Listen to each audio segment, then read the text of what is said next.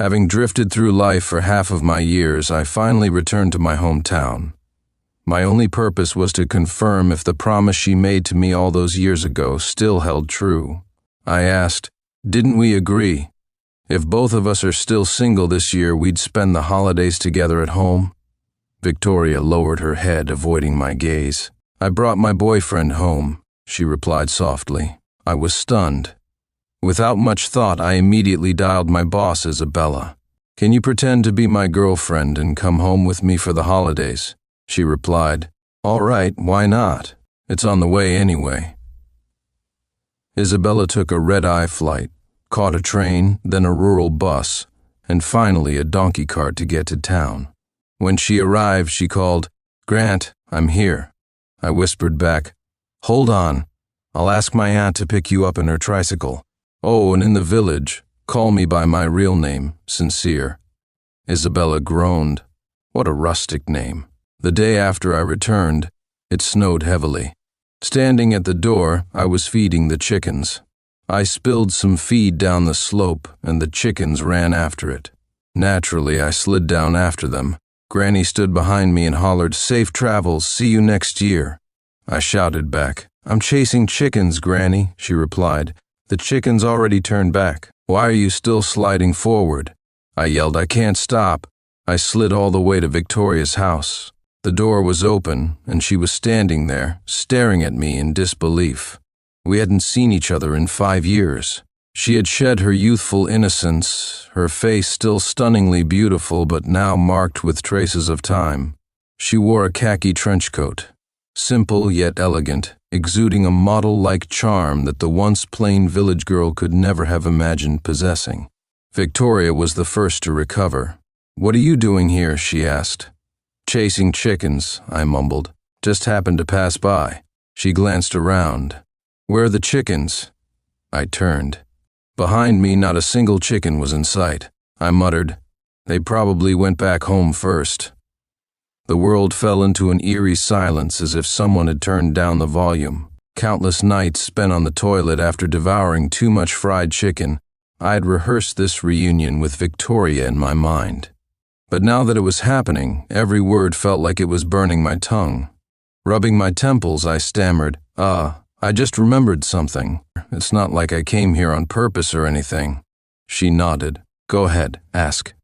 I hesitated before finally blurting out, "Didn't you promise me, if we were both still single, we'd go home together for the holidays?"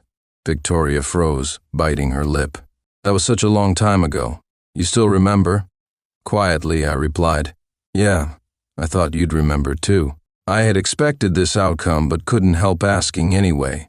After a few moments of awkward silence, Victoria finally said with difficulty, "Sincere, I brought my boyfriend home this time." The cold weather felt even harsher. Despite wearing a down jacket over thermal layers and woolen leggings, something inside my chest seemed to crack from the chill. Before the atmosphere worsened, I quickly said, "Well, I should get going. The chickens might be looking for me." Just as I turned to leave, a man stepped out of Victoria's house. He was tall, maybe 5 feet 2 inches, with long legs and casually wrapped an arm around Victoria's waist. "Oh, we have a guest, Victoria." "Who's this?" "Is it Mr. Grant from next door, the one who's great at cooking free-range chicken?" The air froze again. If I'd known this would happen, I wouldn't have come with my bedhead. I thought a slightly disheveled look might make it seem like a coincidental meeting, preserving a shred of dignity. But this scene was worse than I imagined, leaving me utterly humiliated. Victoria introduced me. "This is my childhood friend, Sincere." Then, turning to him, she added, "And this is my boyfriend, Ethan." Ethan wore a luxury watch and a tailored suit, with no sign of winter layers underneath, just a crisp shirt and a stylish tie. If he hadn't been shivering, he'd have looked like someone who could endure the cold and afford anything. Even his name felt like a jab. So refined, so sophisticated. Unlike mine, a clunky and rustic name weighed down by my father's expectations. Suddenly I felt utterly drained. With forced politeness, I said, "I'm a bit tired. I should go find my chickens." But Ethan took a step forward, standing on his toes to pat my shoulder. So you're sincere. Victoria told me all about you. You two have been classmates from elementary school all the way through college. What a coincidence, he continued. Victoria even has old photos of you saved on her computer. Never thought you'd look like this in real life. Honestly, I thought you were Mr. Grant. What a mix-up. I stared at him, speechless. Yeah, what a coincidence. Despite his scholarly demeanor, his words cut deep. I hadn't washed my hair, sure, but how did that make me look like the old man next door? Poor Mr. Grant, Victoria quietly explained. I forgot to delete the pictures from an old computer. Ethan then asked, so sincere, do you have a girlfriend? I looked up and my eyes met Victoria's. Afraid she might see the lingering flame in my heart, I instinctively lied. Yes, I do. Her gaze darkened. Ethan laughed.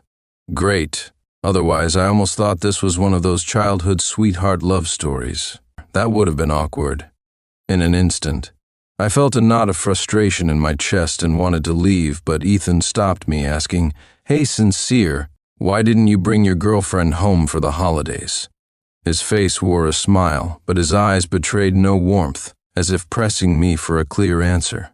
Massaging my temples to suppress the discomfort rising within, I replied, She'll be here in a couple of days, and Victoria, since you've got a boyfriend now, it might be a good idea to let everyone know ahead of time.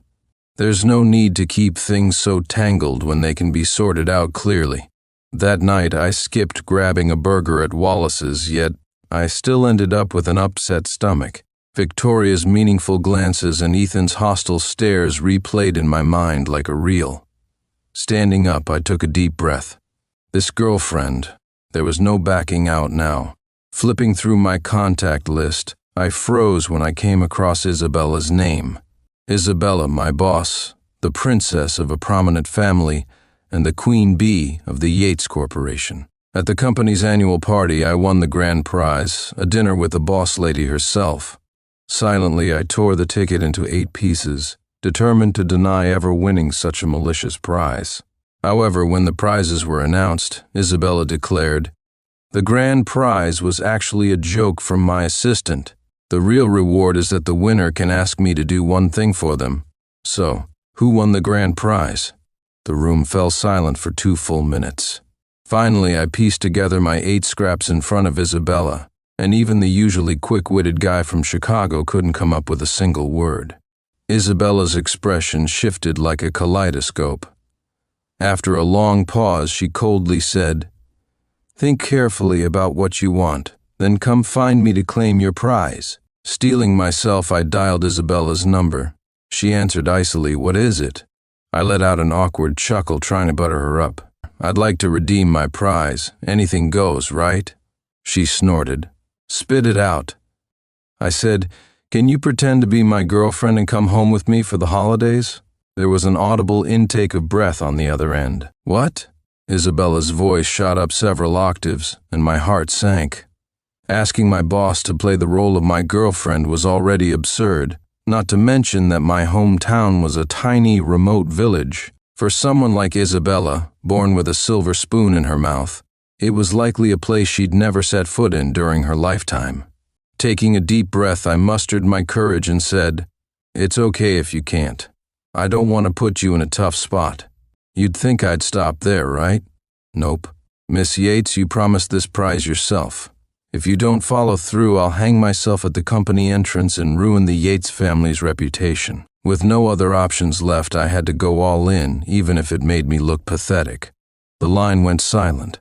I thought I heard her holding the phone away and letting out a muffled sob. A moment later, she came back, her tone caught somewhere between restrained grievance and suppressed amusement. Give me your home address. There's a saying, those in shoes fear the barefoot. I sent her my location, adding, It might be a bit tricky to get here. I'll send you detailed travel instructions. Got it, she replied. I was planning to head that way anyway. Convenient timing. I was skeptical. A place even Google Maps struggled to locate. How convenient could it really be? Perhaps the thought of me hanging myself at the company entrance kept her up all night. True to form, Isabella set off immediately, following my elaborate directions. She endured an overnight flight, a high-speed train, a rural bus, and finally a donkey-drawn cart. By the next afternoon, I received her call. "Mr. Grant, I've arrived at the town." I was speechless. Speaking softly, I said, "Hold on. I'll have Aunt Carol pedal her tricycle to come pick you up. Oh, and in the village, call me by my real name, Sincere." After Aunt Carol set off on her tricycle, I stood waiting at the village entrance. It wasn't that Aunt Carol couldn't deliver a door-to-door service. She had an excellent reputation for transporting people safely. Rather, I wanted the local gossip mill to pick up the news. And I wasn't wrong.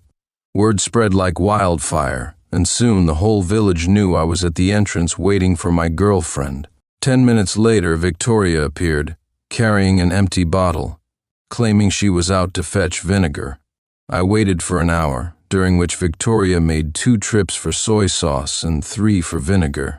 Finally, Aunt Carol's tricycle arrived, laden with suitcases and gift bags piled so high there was barely room to sit. Isabella, practically perched on Aunt Carol's lap, looked like she was moving house.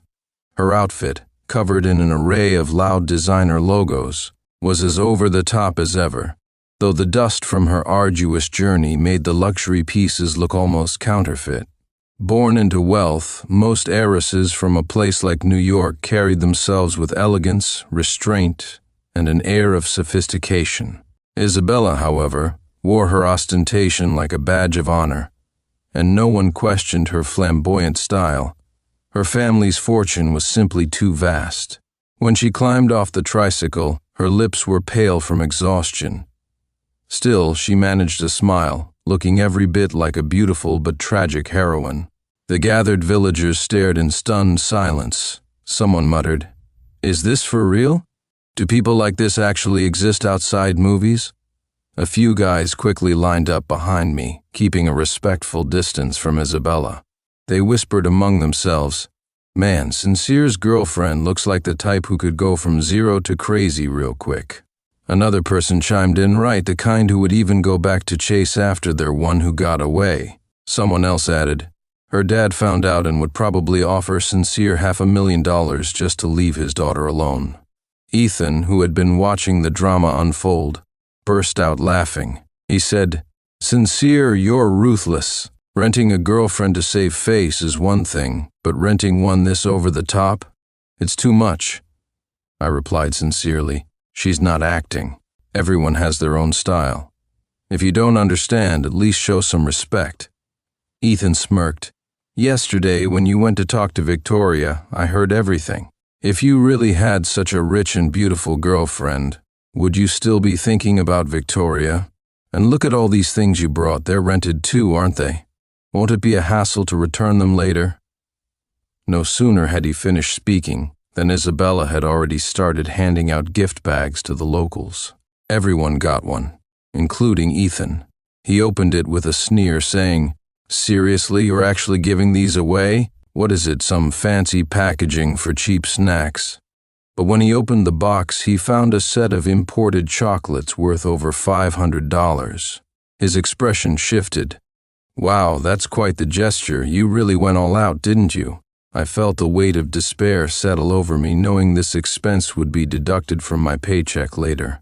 Trying to stifle the pain, I bent down and snatched the box of chocolates from Ethan's hands. He smirked coldly, leaned in close, and whispered in my ear, "You dodged a bullet today. But you know, the most dangerous one who got away is the dead kind. If she's gone, she'll live forever in your memory. But if she's standing right in front of me, I've got 100 ways to ruin her life." I didn't want to waste my breath arguing with him, but I quipped back, "Relax. I'm not your one who got away. If anyone's going to get ruined, it's not going to be me. And seriously, can you act normal for once? Have you been binge reading those dramatic, angst-filled romance novels where the guy chases after the girl in vain? I'm not interested in competing with you for anyone. Grow up." Ethan was stunned into silence. When I got home, Granny was sitting in the yard with her back to the door, shelling peanuts. Isabella casually remarked, "Peanuts. Shelling them at home makes you a peanut mama, huh?" I looked at her, utterly drained. First of all, that's my granny.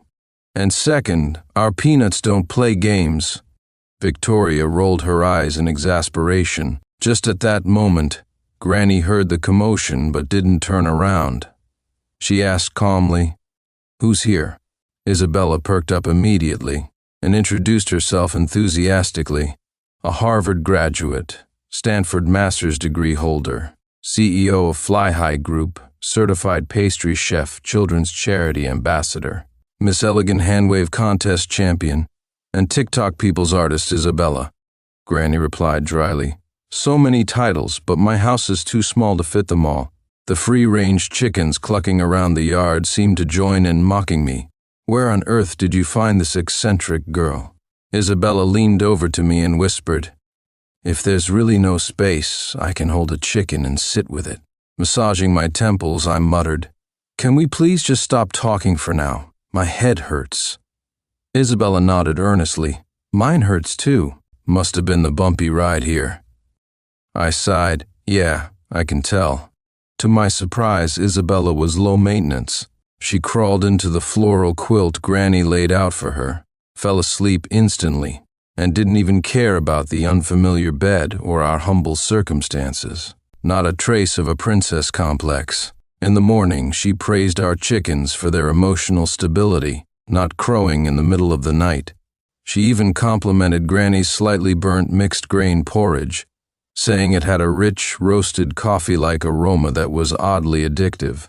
I told her, no matter how successful someone is outside, when they come home, they still have to help Granny with chores like spreading manure and leveling the fields. "With your long legs, you're perfect for this kind of work. But don't worry, I'll handle the heavy lifting." She took my words seriously and started watching fieldwork tutorials. She excitedly recited, "Every stroke breaks up the big clumps, removes the roots, smooths the soil with a reverse push, stroke after stroke." Proud as can be, she grabbed a hoe and marched outside. I was speechless. "What you just recited was a tutorial for leveling the field, but you're holding a hoe." She let out an "oh," put the hoe down, and then genuinely praised me. "Sincere, you're amazing. You even know the difference." I shrugged. "It's nothing special.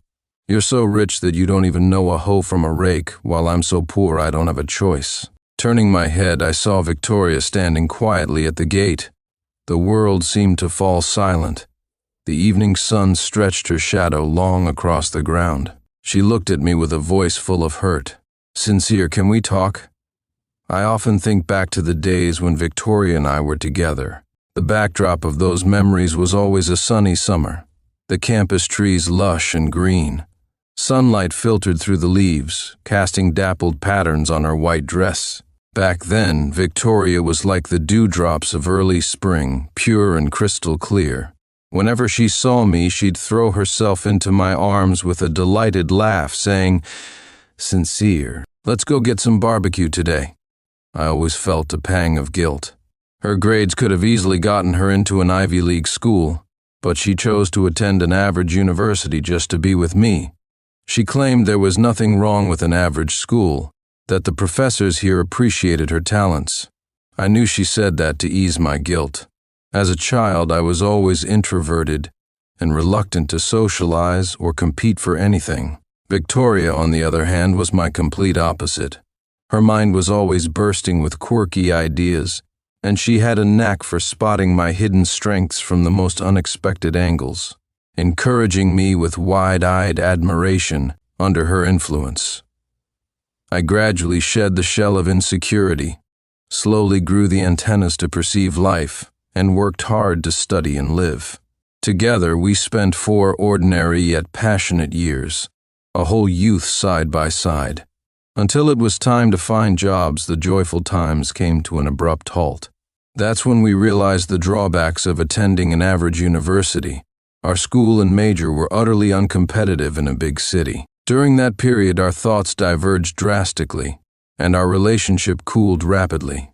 After some calm reflection, I chose to pursue a master's degree and stay in New York, while Victoria decided to return to her hometown and prepare for a government job.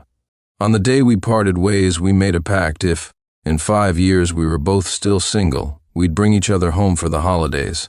An unspoken relationship, a lukewarm promise, and from that moment, the wheels of fate began to turn. And turn they did for 5 years. Yesterday, what you said, I actually understood, Victoria said, her lips pressed together. You know, when I found out you still had feelings for me, I was really happy. She looked at me, tears glistening at the corners of her eyes. I forced a faint smile and said, if I had known you'd already let go, I wouldn't have asked. Every New Year's and birthday, you'd send me a bunch of cryptic messages but never say anything outright.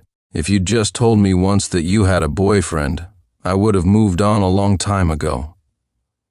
We sat side by side on the stone bench under the old tree. As kids, we often sat here together, soaking used bed sheets in hot water and laundry detergent, pounding them with a wooden mallet, then taking them to the river to rinse clean. Victoria said, in those years we didn't see each other, I thought I had let go too. But as soon as you reappeared, everyone else faded into the background. She spoke with such emotion, but I couldn't hear her. My attention had drifted to the yard where Granny was herding chickens back into their coop. Isabella, in her expensive high heels, followed behind, meticulously shoveling chicken poop. The mismatched scene somehow highlighted her graceful figure. The contrast was oddly harmonious. Victoria followed my gaze to the yard and burst out laughing. The princess shoveling chicken poop, still so elegant, she teased softly. I smiled, finally at ease. What she doesn't mind about me, the things that made me insecure for so many years and kept me from showing anyone else, makes me feel quite moved. Victoria, you know, I said, I used to have no dreams or hobbies. I just wanted to make enough money to escape the countryside and seek a bright future in the city. Poverty and insecurity were like thorns in my bones, impossible to remove. Victoria turned to look at me, silent. I know, she said after a moment. I shook my head. You know, but you don't really know. My dad drank himself to an early death. My mom gambled her way into a mountain of debt.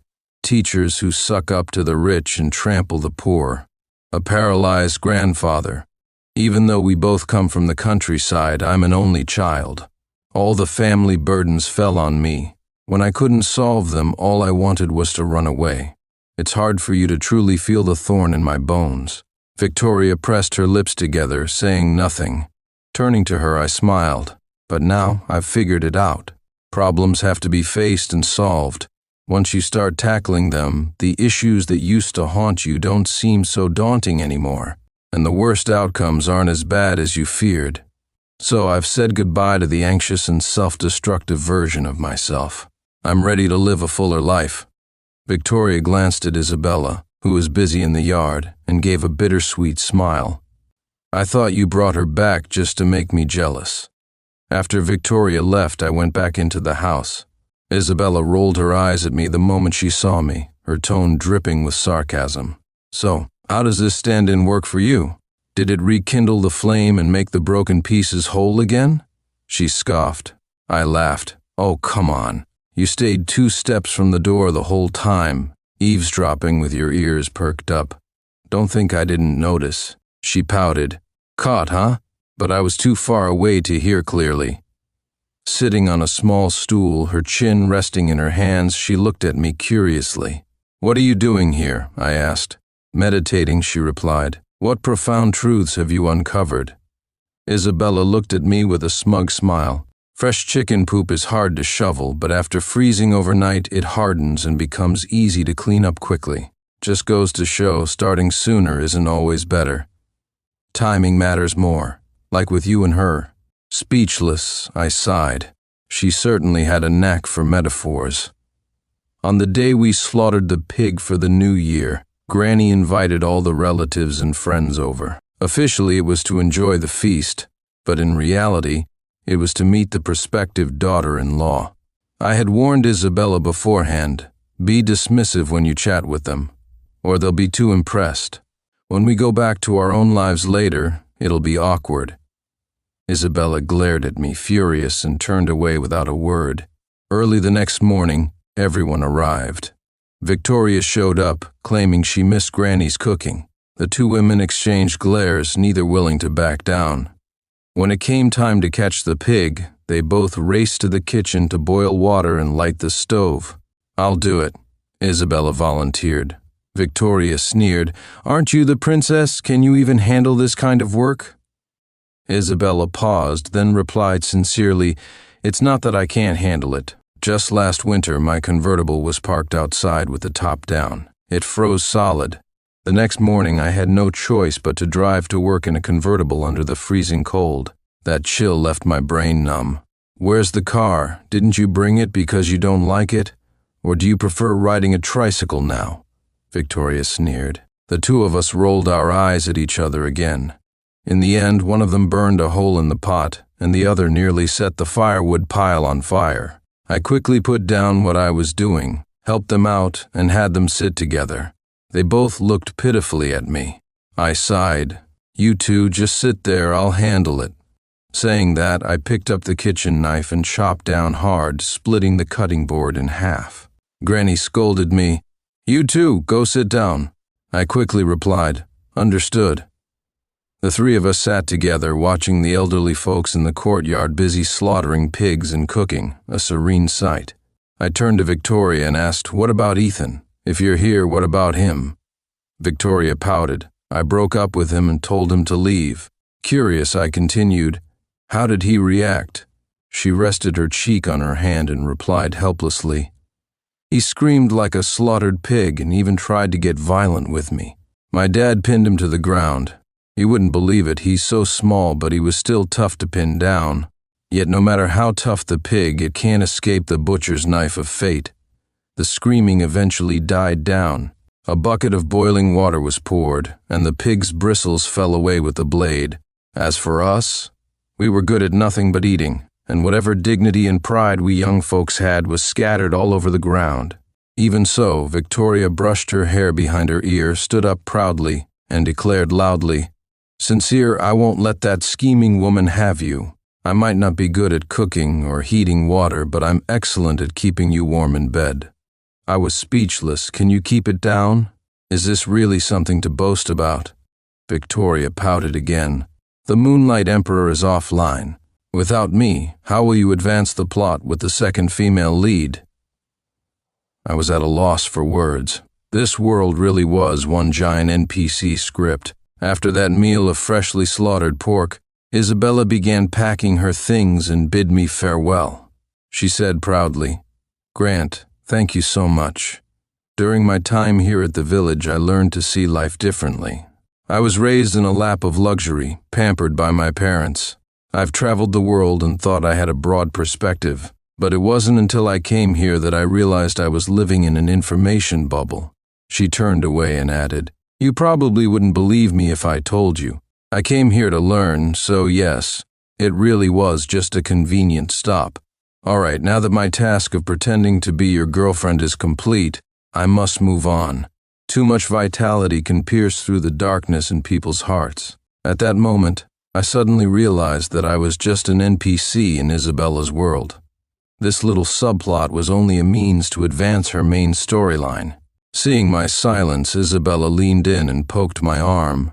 She said, "If you don't like something, you must say it openly. Otherwise, people will think you don't mind.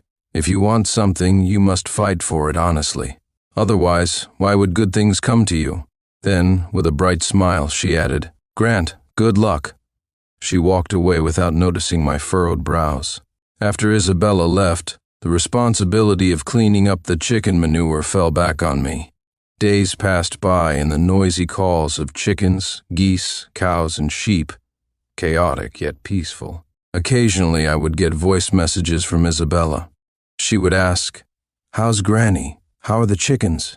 Are they okay with someone else feeding them? The geese at Aunt Mary's place next door are too unruly. Next year, do you think Granny could raise a gentler goose? I want to continue the challenge of taming one." She asked about everyone in the household except me. Yet, despite that, I felt at peace and content. In the past, I didn't dare chase after a girl openly. When making calls, I'd be worried about chickens clucking in the background. I'd wake up at 5 a.m. to feed them, but would wait until 8 a.m. to send a good morning text. Now I could chat freely with Isabella about the chickens at home. If a cow happened to moo during our call, I could calmly wait for it to stop before continuing.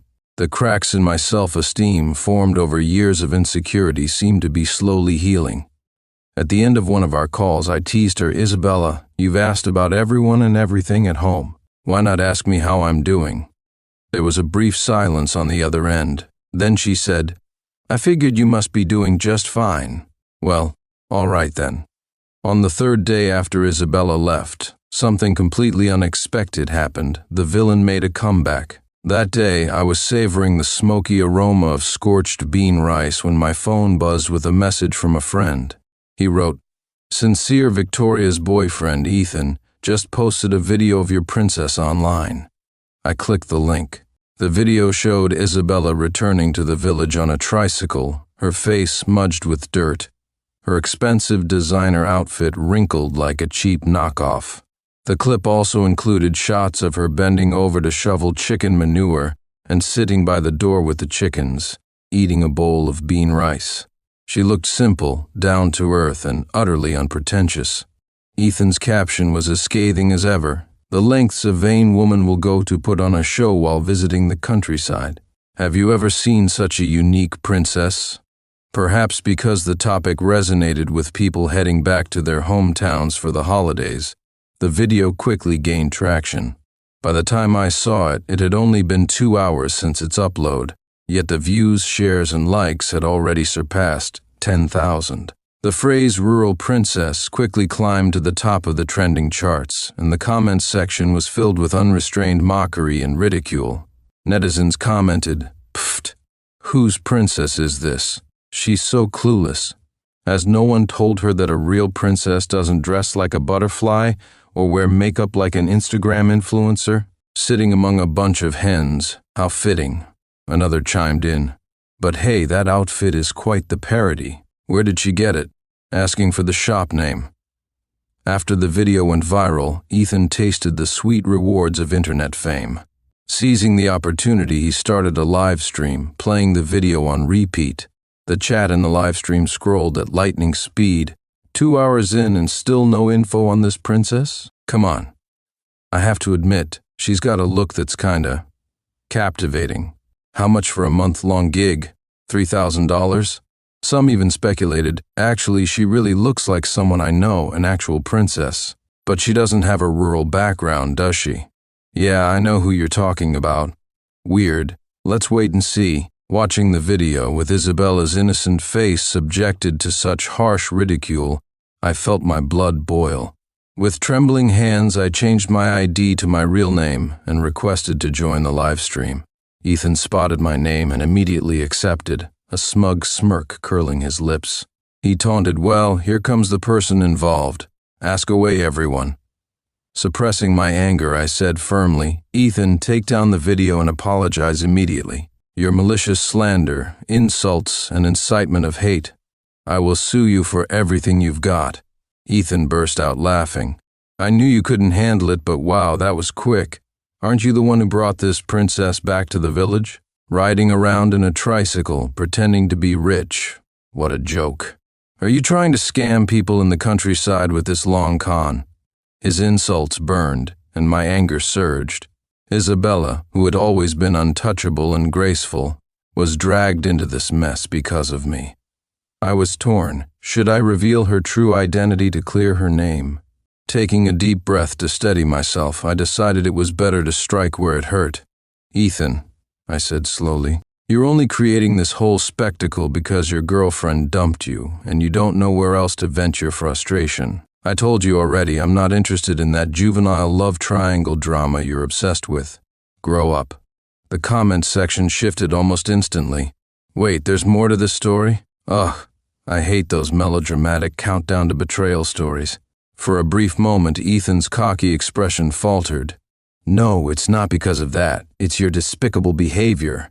You stole my girlfriend." I laughed coldly. "Steal your girlfriend?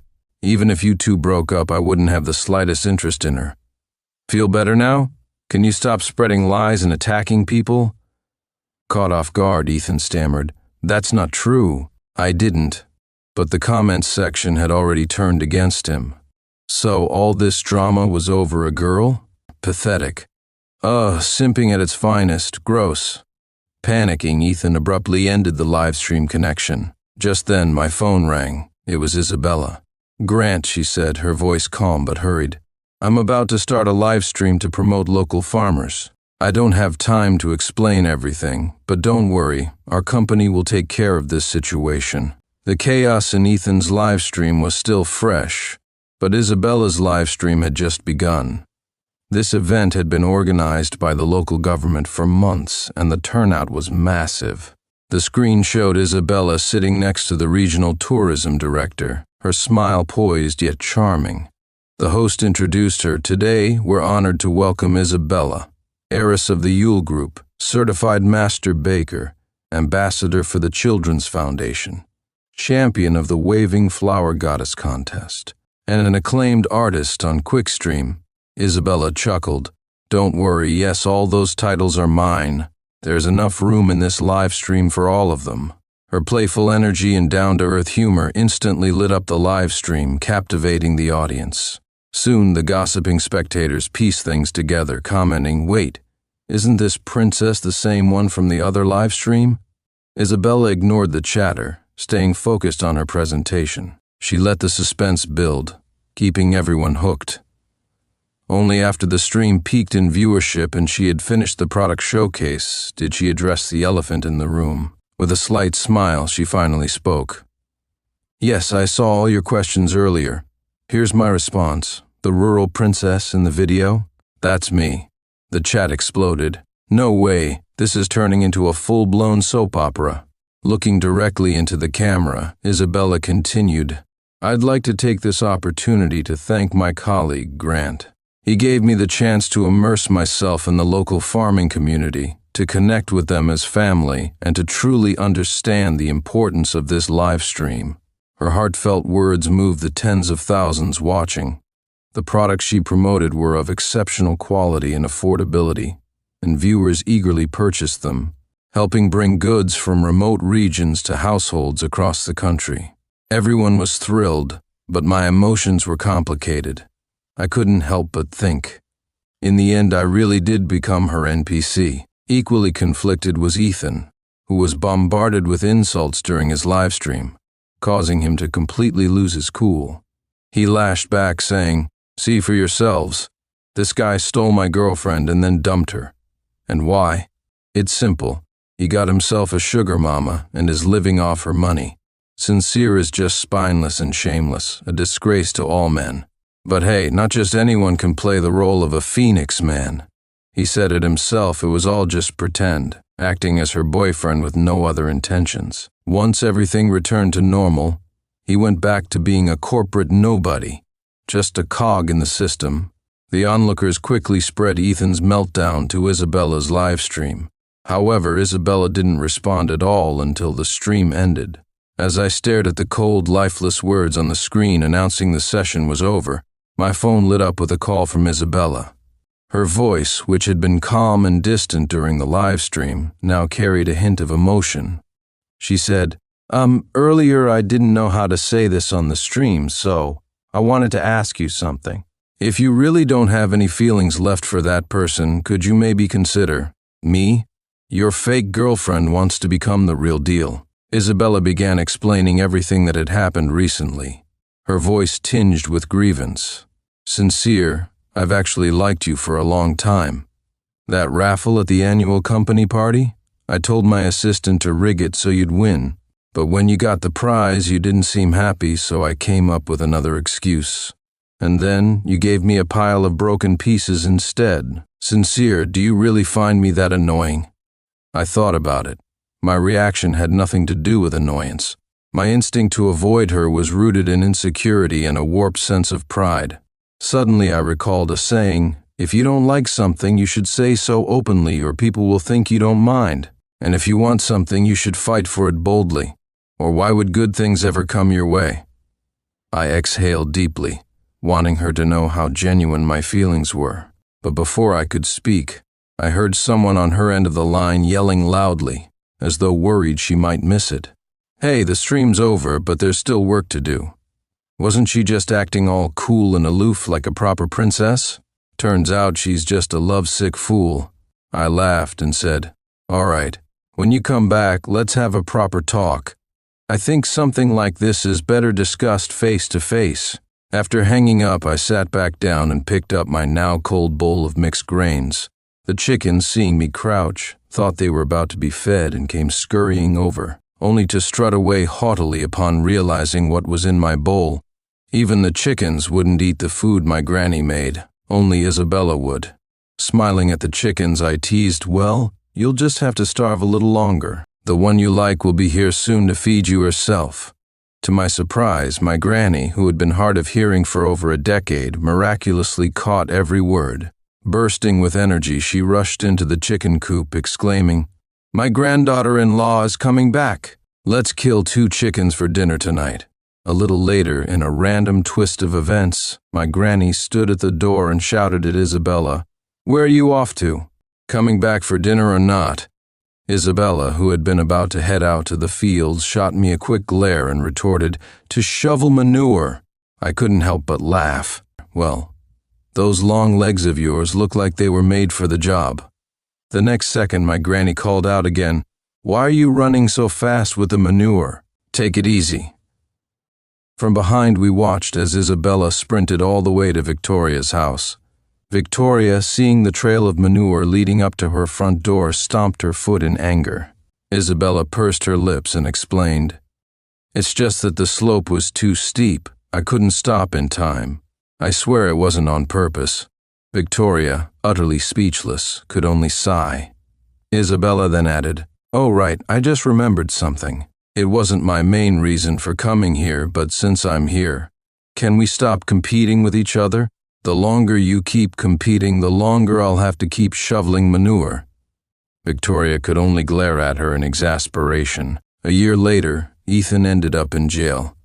Using the compensation money he had to pay for defamation, we threw a grand engagement party. During the toasts, Victoria raised her chin nonchalantly and remarked, sincere finally made it. The guy used to complain on social media all the time about wanting to take down the evil boss lady, fighting against corporate tyranny. He'd say stuff like, in my past life I must have been a terrible person to end up working for a tyrant in this one. But look at him now, he's married the boss lady. Guess he won't be talking about taking her down anymore. Isabella, watching Victoria's performance with a smile, quietly replied, and how do you know he hasn't taken her down? The battle is still very much ongoing. Victoria had no response to that.